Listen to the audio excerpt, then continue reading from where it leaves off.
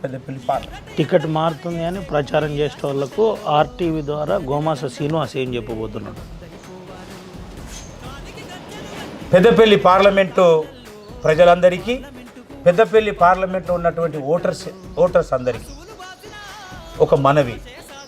ఈ పెద్దపల్లి పార్లమెంట్లో నేను ఎప్పుడైతే భారతీయ జనతా పార్టీ పక్షాన క్యాండిడేట్గా అనౌన్స్ అయినా, కాంగ్రెస్ పార్టీలో ఉన్నటువంటి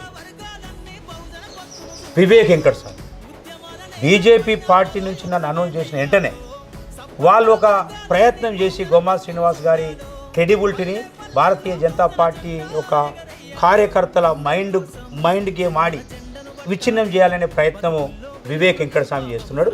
కాబట్టి వివేక్ వెంకటస్వామి గారు చేస్తున్నటువంటి ఈ గ్లోబల్, ఈ మోసపూరితమైనటువంటి ప్రచారం నమ్మద్దు.